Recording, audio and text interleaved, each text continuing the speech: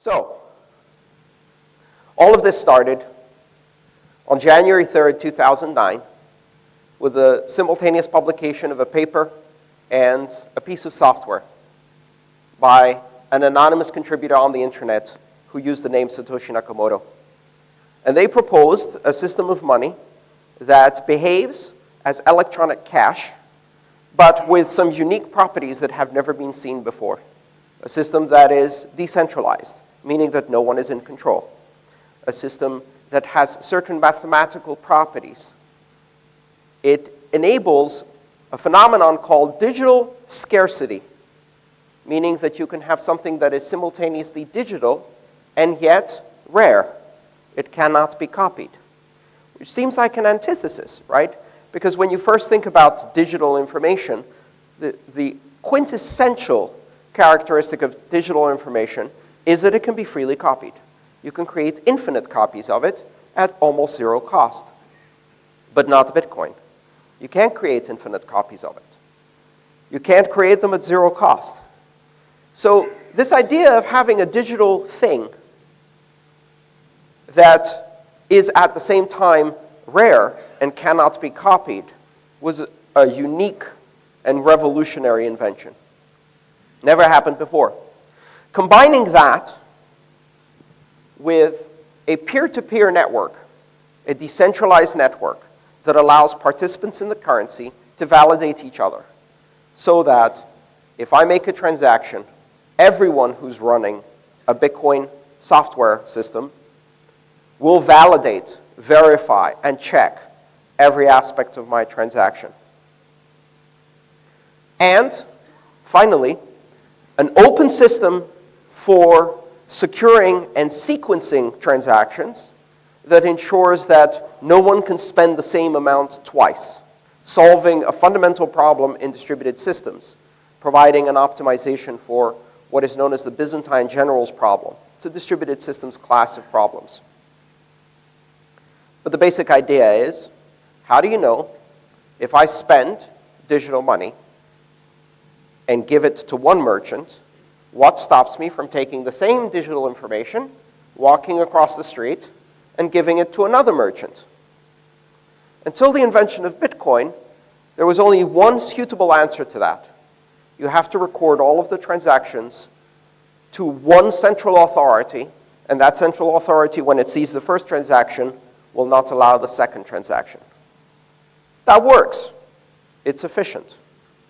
It's very efficient. Visa does it. If you buy something for $10 in one shop with Visa, and you go across the street and buy something else with $10, they'll make sure you now have at least $20 in your account to pay for it. They won't let you spend the same twice. They won't let you spend more than you have or more than your credit allows. That's great. Those systems will work. They're efficient. They can do hundreds of thousands of transactions per second. But there's one small problem. And that is that you're putting trust in that one organization, that one company. You're not just putting trust in that one company to do it right, because they do a pretty good job. With that trust comes power, enormous power. The power to refuse to take your transaction. The power to refuse to give you an account. The power to refuse you to participate in this economic activity. The power to demand that you first identify yourself, show papers, provide creditworthiness, right? And that is something that's different from all of the systems of money we've had before, because I can use cash without showing papers, without proving creditworthiness. I don't have an intermediary. I don't pay a transaction fee. I don't need special equipment. I can just transact directly, person to person. You introduce this third-party company, you have a problem. Let's say I have a Visa card in my back pocket right now, and I want to give one of you $10. Who can process my Visa card today in this crowd? Anyone? Can anyone take a Visa card from me? I'll give you $10 on a Visa card. Anyone? Not in your business, in your personal capacity. Who accepts Visa here? No one. Not a single person. Because it's no longer about people paying people. It's about people paying companies to pay companies to maybe pay people, right? Bitcoin is peer-to-peer. Our traditional financial systems have now become peer to corporation to corporation to corporation to peer. Everybody takes a little cut. Everybody adds their own power to the system. And they take great advantage of that. What's the end result? Billions of people who have no access to the banking system. Billions of people who will never have a bank account. Many of them don't even have ID. Many of them, even if they did have ID, lack the necessary level of education and literacy and numeracy to walk into a bank. Or they look wrong. Or they're from the wrong race or caste or religion. They're untouchables. They can't walk into a bank. They'll get kicked out by the security before they get to the teller. This happens all across the world. And it is a direct result of the fact that we've centralized our money under these providers. And Bitcoin is different. Because at a fundamental level, what it does is it allows us to use digital money as cash. By the end of today, everyone in this room will be able to accept Bitcoin directly to their control with software running on their smartphone.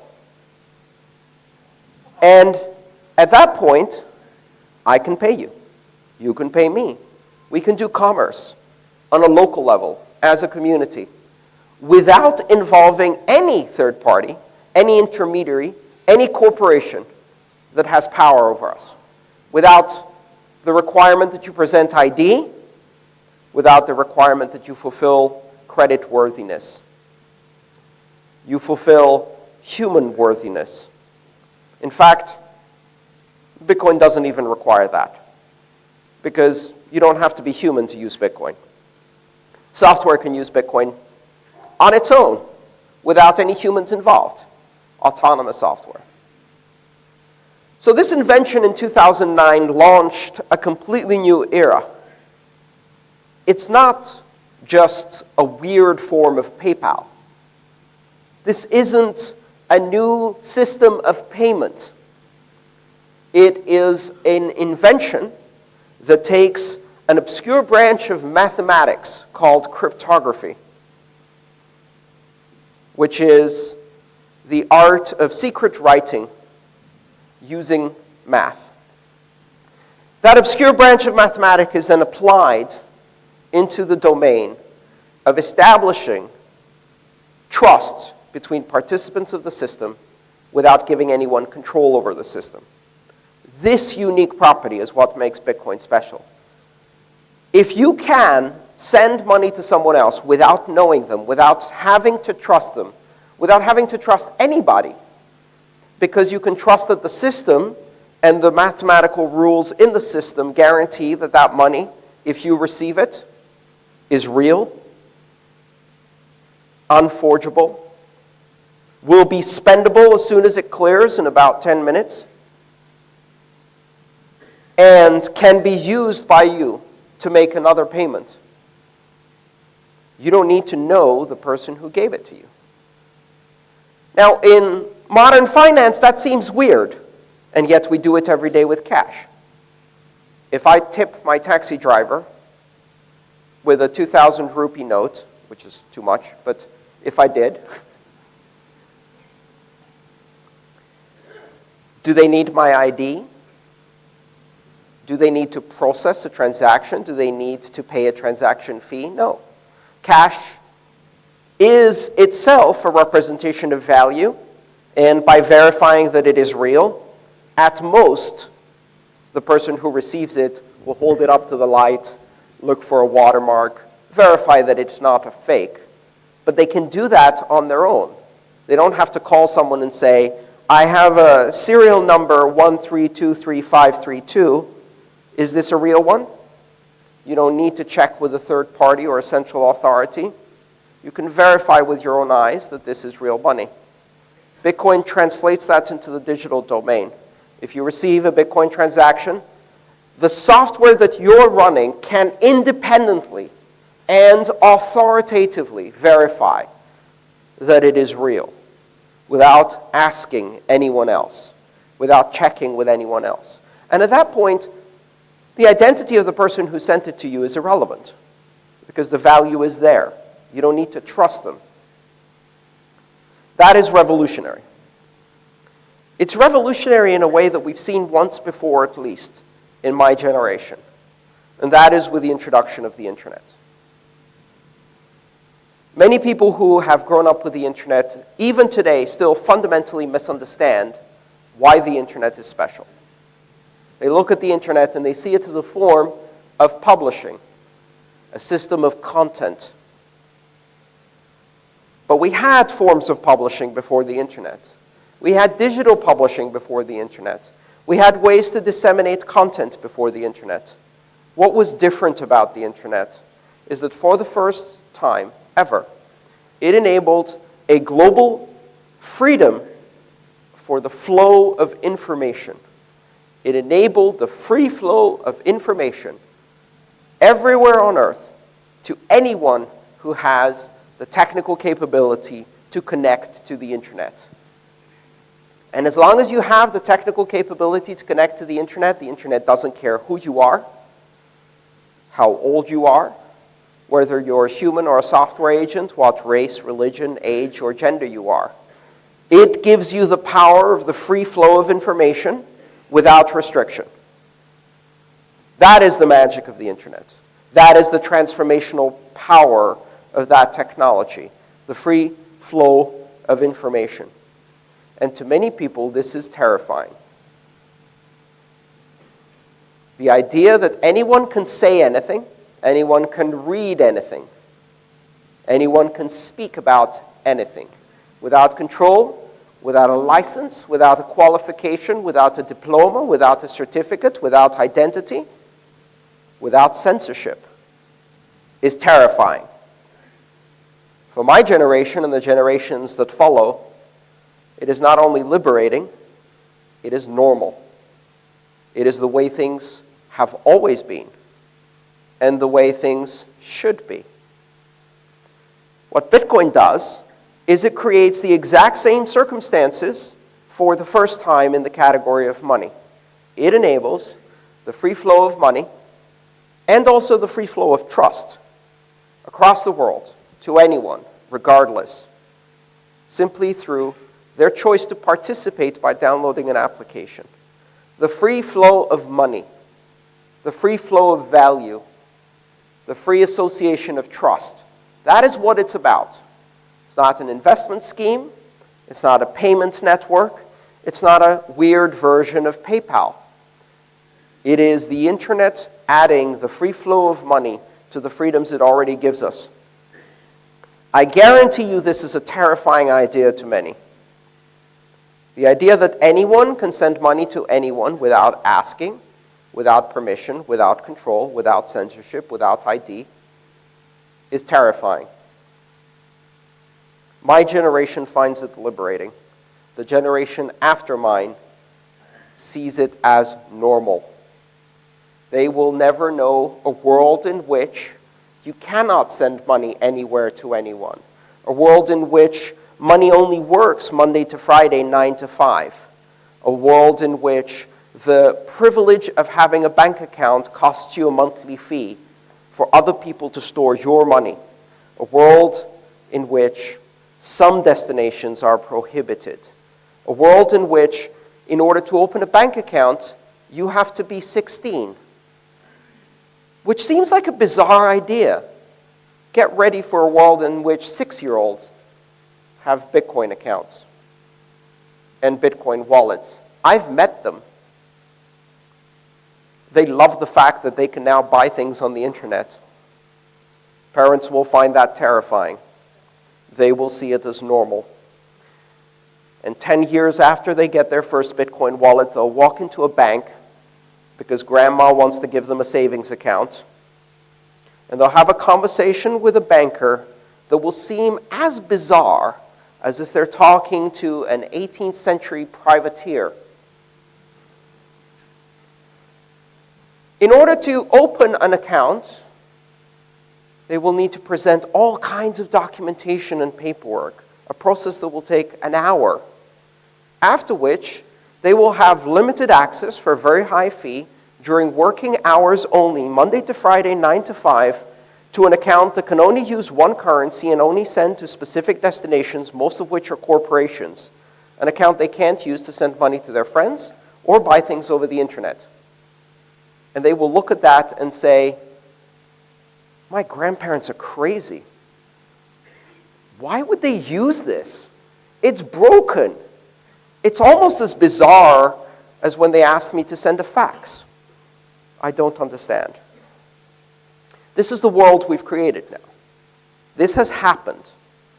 And the people who are afraid of this idea don't realize that once it's happened, it's happened. We now live in a new world. There are two ways we can adjust to it. We can pretend it's not happening, or we can accept it and adapt to the new world. We now live in a world where you can send value anywhere to anyone at any time without restriction. We can embrace that, or we can pretend it's not happening. In my previous talk, I used an analogy that I think worked quite well. If you turn on the news and the weatherman tells you that there will be a rainstorm this afternoon, and that doesn't suit your plans because you have a birthday party, you can turn off the news. If you're powerful, you can call the news station and complain. If you're really powerful, maybe you can get the weather person fired. It's still going to rain. Right? And so we see now governments looking at this new Bitcoin thing, and the first question that comes to mind is, how do we control it? How do we change it? How do we stop it? How do we force our authority, our legal purview over it? And they look at the source. They don't understand the basic concept. They ask questions like, who's in charge? Who controls this? And the answer is not satisfactory. No one controls this. No one's in charge. Or you can go for the more sophisticated approach. Well, you see, it's based on an open access participatory model of market-based economic competition through risk and reward strategies based on game theoretical outcomes that ensure collaborative participation by multiple participants without anybody having the ability to cheat due to a system of emergent consensus based on mathematical rules and strong cryptography. To which they respond,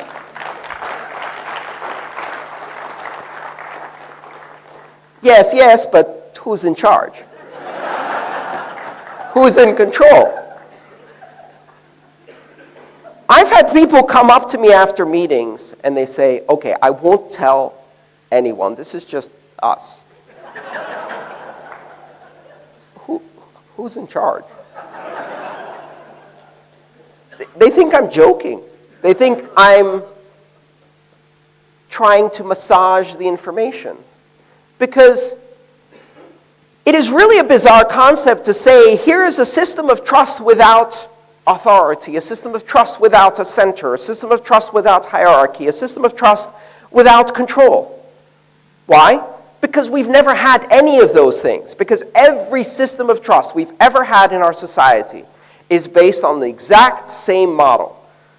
A 19th century hierarchical organization that is the outcome of the industrial era, that is a system of bureaucracy and authority based on internal processes and rules, oversight in layers, and ultimately authority vested in someone. Perhaps authority that is elected through democracy, perhaps authority that is not. Maybe it's hereditary, maybe it's dictatorial. But you can always point. You look at the pyramid, the hierarchy, and you just let your eyes follow to the top. And usually there's someone at the top. In some cases, that person is an actor. There's a whole shadowy group playing the puppet strings, but nevertheless, authority is vested in that person. And then you look at Bitcoin, and it's a flat system, and there's a few people who seem to have a special role, And you say, okay, maybe those people are in control. Is it the miners? Is it the software developers?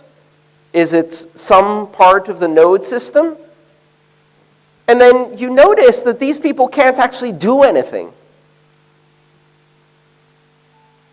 And the funny thing is that when people look at Bitcoin, they see its greatest strengths as flaws, which is characteristic of new technologies. They look at Bitcoin and they go, but you can't even get the miners and the developers to agree on how to scale the system.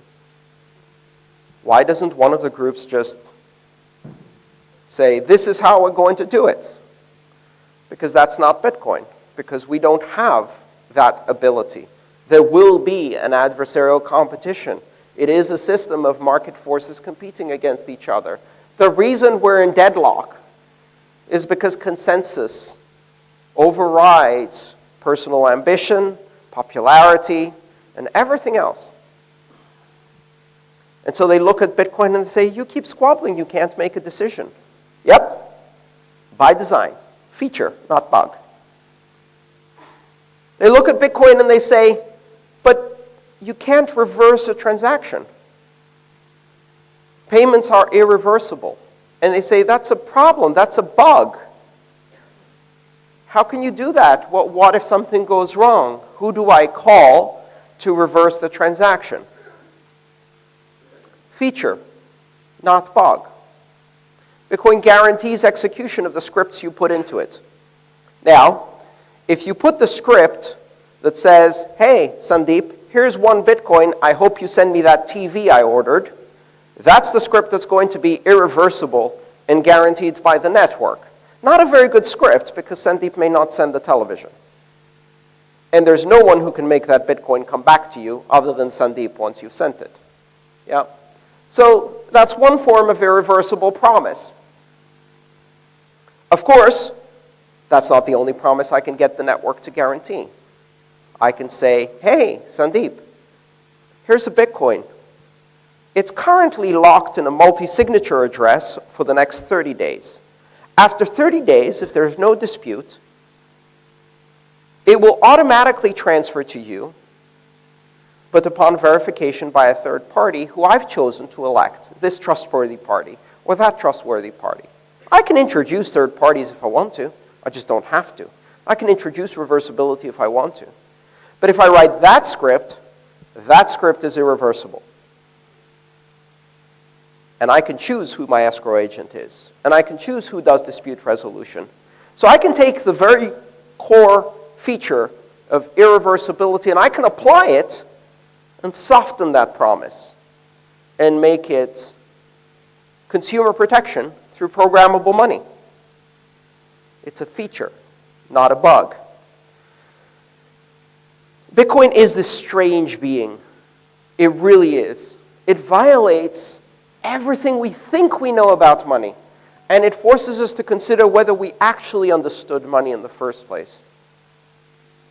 So do you remember when you were in school and you did that class about basic economics and money? No? You neither? We didn't do it either. You'd think that one of the world's most ancient technologies, one of the resounding artifacts of human civilization, currency, the system of trade that is the basis and dominates our lives in many ways, would be an important topic at school. Not one day. Maybe in some places you get a brief course in home economics or in history or something like that that gives you this vague idea about money that you really don't understand.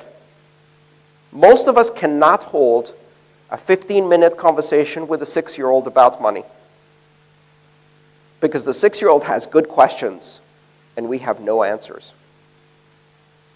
How does money work, Mommy? Well, the correct answer is, I have not a freaking clue, kid.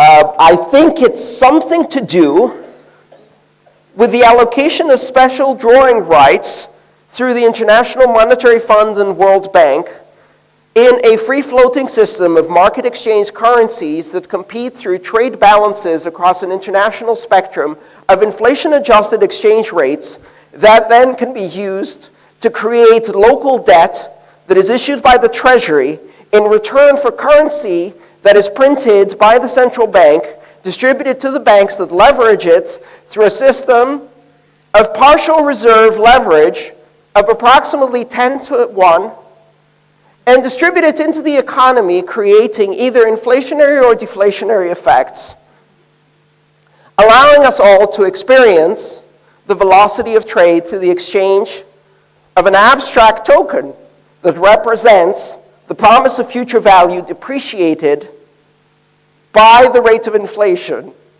and adjusted for the return on investment.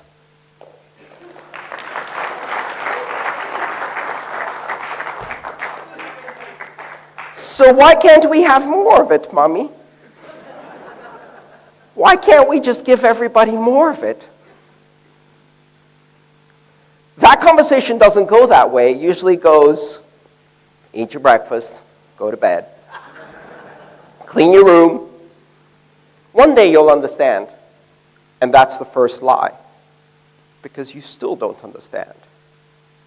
You ask the average person on the street, what gives value to money?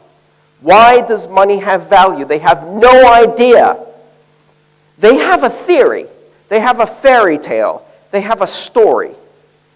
And that story is about as naive as believing that children come from storks that deliver them in bundles they drop through the chimney.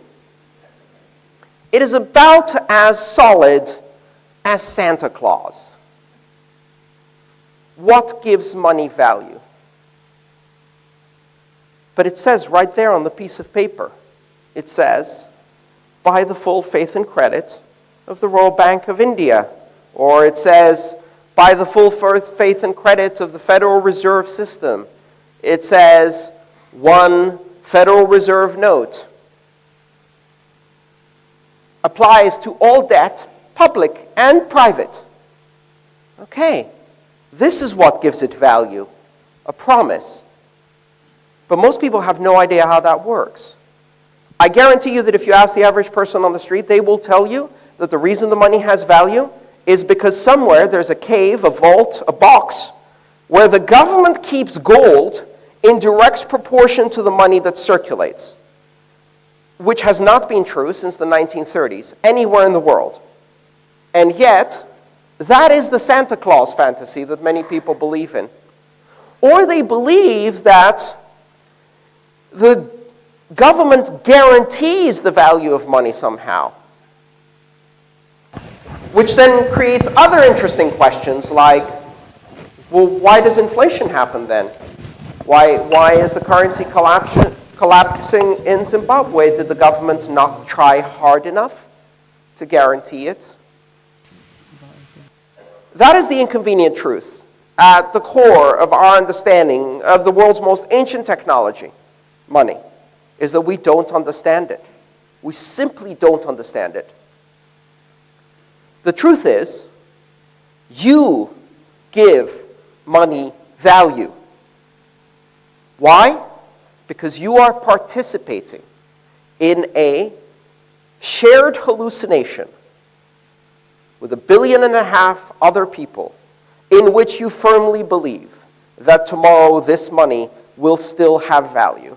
That if you go to the store and present one of these colored pieces of paper, someone will give you eggs, chicken, spices, water, sugar, salt, housing, healthcare, something for this colored piece of paper.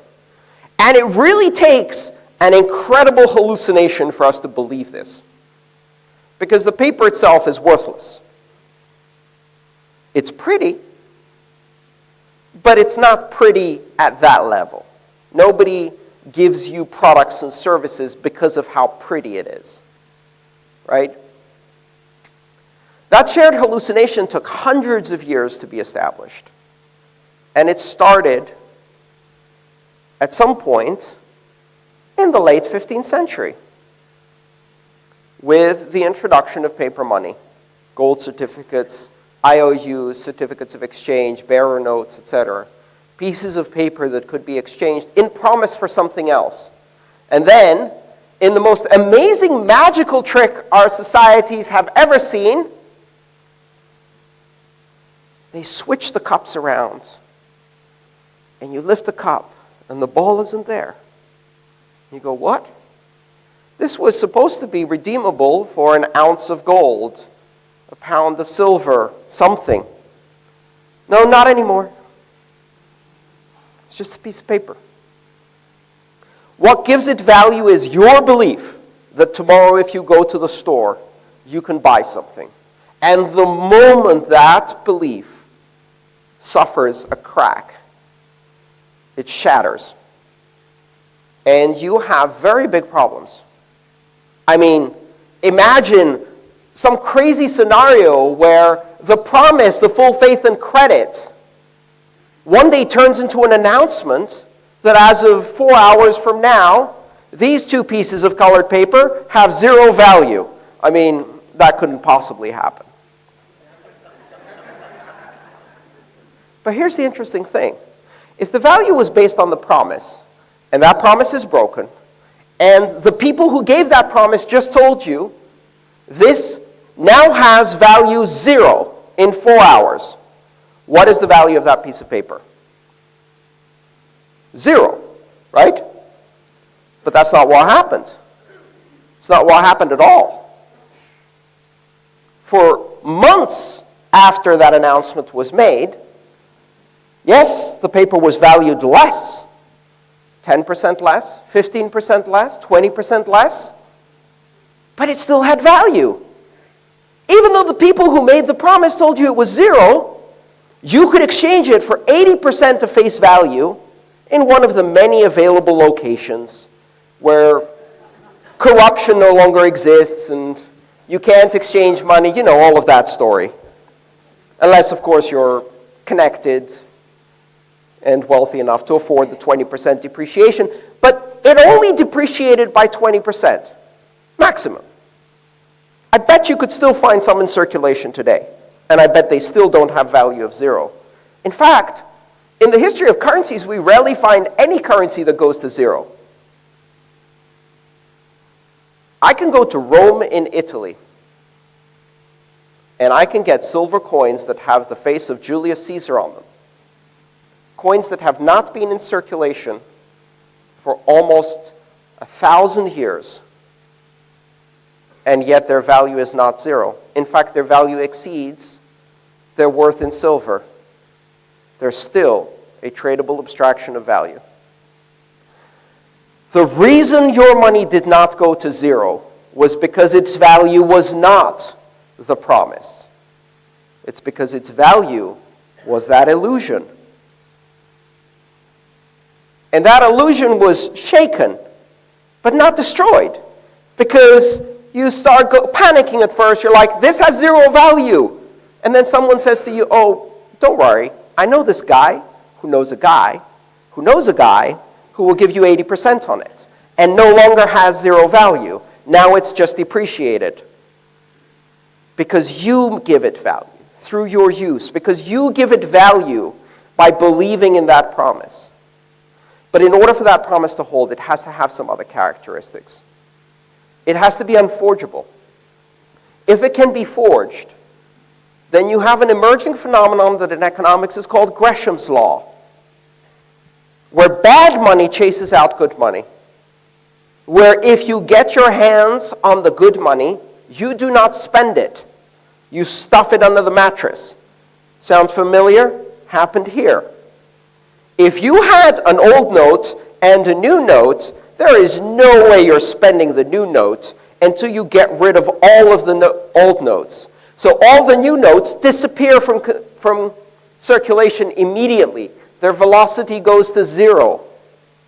And people trade the old note. But if they trade the old note, it's in circulation. And the longer it remains in circulation, the longer people hold on to it and hoard the new ones. Gresham's law in action. I did not believe I would see that in my lifetime. Thank you, India, for validating my economics professor by demonstrating Gresham's law in a 1.5 billion person laboratory. Sucked. Painful, but nevertheless, very interesting economics.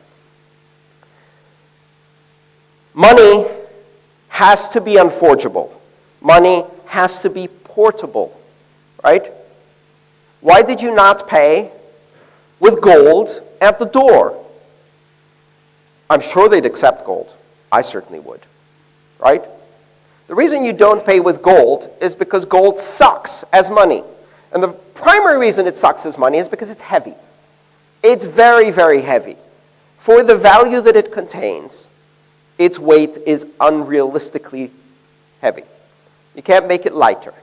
Its density is fixed. Gold sucks as currency because it's not portable. At the moment, other currencies have the similar situation. Zimbabwe's money sucks as currency because it's not portable. Because to buy a cup of coffee, you need a wheelbarrow of cash. I remember watching the BBC interview where they asked the farmer, "Aren't you worried that someone will steal your money?" And they said, "No, I'm worried that someone will steal my wheelbarrow." Because it's worth more than the money in it. Bad money chases good money out. It has to be unforgeable. It has to be portable. It has to be universally recognizable. You need to be able to validate yourself that this is real money. You have to be able to independently verify, right? It has to be able to be used as a unit of account. You need to be able to count things in it. One of the reasons barter is not working, one of the reasons barter is not a suitable form of economic activity at any scale more than the extremely local, is because of the burden it puts on pricing. Yes, I can give you chicken for a goat, and I can give the hairdresser chicken for a haircut, and I can give the water carrier chicken for liters of water, right? Barter, on a theoretical level, is effective. The problem with barter is that now I have to track the exchange rate of haircuts in units of chicken, of goats in units of chicken, and of water in units of chicken. Meanwhile, the hairdresser has to track the price of a haircut in chicken, goats, rice, sugar, salt, water, accounting services, etc., etc. The problem with barter is that we have to track every price exchange rate for every unit of value that we are exchanging in the form of a commodity. The whole point of money is that you only have to track everything back to the one thing that has no value, the thing you can't eat, the thing you can't use to cut your hair with. Because it isn't the value. It is the token of value. It is the representation of value. So it has to be unforgeable, it has to be portable, it has to be useful as a unit of account. And then come the difficult ones. It has to be rare. You can't use seashells as currency if you live on a beach. And yet people use seashells as currency in the mountains. We find archaeological dig sites where people, ancient people, used seashells as currency, never on a beach, always in a mountain, because they're rare. And they use crystals and quartz and minerals on the beach, because they come from the mountain. As long as it doesn't exist where you are, it's a great form of money. And that's one of the big problems we have with our money systems today. Because I have bad news for you. The rupee is not rare. It has no limit. It can be created in infinite quantity.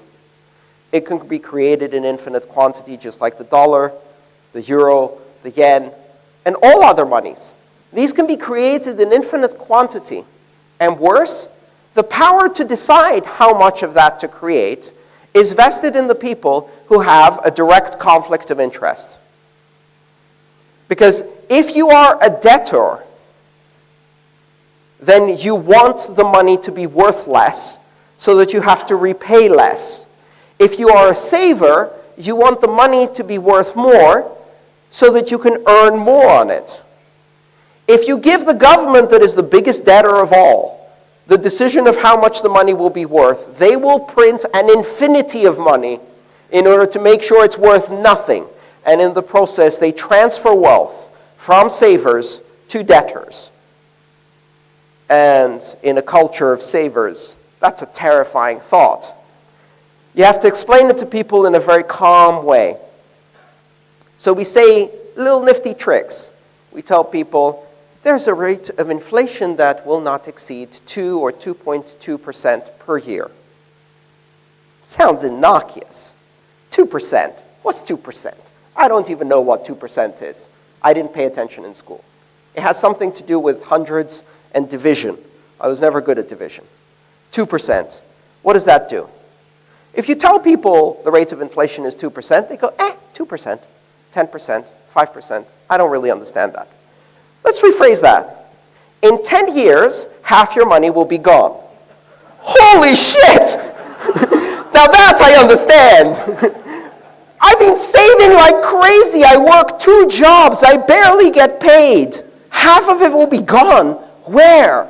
Where does it go? Who took it from me? Catch those people. They're thieves. Oh my God, they took half my money in 10 years? Inflation took your money. More accurately, the government, the corporation, the bank that is in debt took your money through inflation. Because for them, now the money they owe is also worth half in 10 years. What a brilliant construct. And that's where we see a fundamental difference between Bitcoin and traditional money. Bitcoin is money. Bitcoin is store of value. Bitcoin is means of exchange. Bitcoin can be unit of account eventually. It gradually acquires these characteristics as it grows more stable, more well-established, more well-adopted. As more people participate in the exchange of value through Bitcoin, they create an economy. That economy creates value. That value creates stability. It creates liquidity. It reduces volatility. The reduced volatility makes it more suitable for as a means of exchange for smaller and smaller purchases. It makes it better as a store of value. As a means of exchange, the store of value increase, its velocity increases. The same unit gets transferred many times by people doing many trades, and eventually its value stabilizes to the point where it can become a unit of account, where you can say, one of these stocks is worth half a Bitcoin. And I don't price it in dollars anymore, I price it in rupees. I can't do that today. It's too volatile. But one day I'll be able to do that. One day I'll be pricing my Bitcoins in Bitcoins. People ask me, how much is a Bitcoin worth? The correct answer is 1,000 millibits. And there will come a day when the question will not be how much is a Bitcoin worth, but the question will be how much is a rupee worth? And then I'll say, oh, it's a microbit. And that's when you know things have changed. It will happen very, very slowly and then all at once. Because there's something special about a global currency. And here's the magic trick. 21 million. That's the limit. It's mathematically imposed. There are not many currencies that can do that. There's only one thing in the world that shares the characteristic of a fixed, diminishing, geometrically reducing supply that cannot be modified no matter how hard you try, because the more you try to extract value from it, the harder it gets. And that's gold. Except you can't email gold. And you can email Bitcoin. And suddenly, you notice that this thing may have a bigger impact than any of us participating in it could even imagine. And people will point at that and they'll say, it's fake money. It's not real.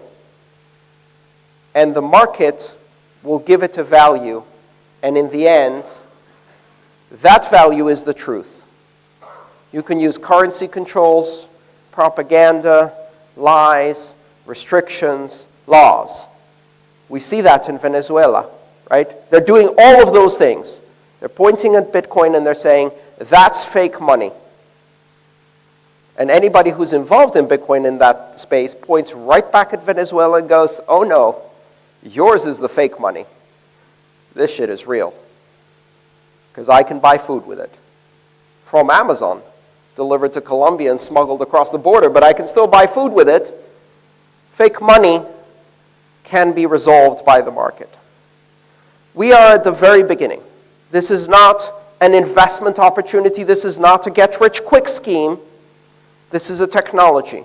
It's a technology that has radical, disruptive implications for the world at large.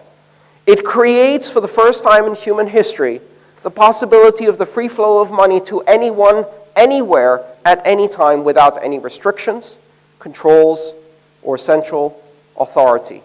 It creates the possibility of the free flow of money for all of humanity. And that technology is going to be difficult to use. It's going to be weird. It's going to have attacks. It's going to have hacks. It's going to have failures, just like the internet, which used to go down all the time in various parts. And some of the companies that are in the space will not exist 10 years from now. That also happened with the internet. In 2000, 90% of the companies in the space were wiped out in a single stock market washout. But the internet didn't go anywhere. It just found new companies to build the next generation. And that will happen in digital currencies too. We may change the name. We may change the companies that are participating in. We will certainly change the technology. And in the end, digital currency will happen, has happened, and will be a fundamental part of the future of humanity. And absolutely nothing can stop that from happening because it already did. Thank you.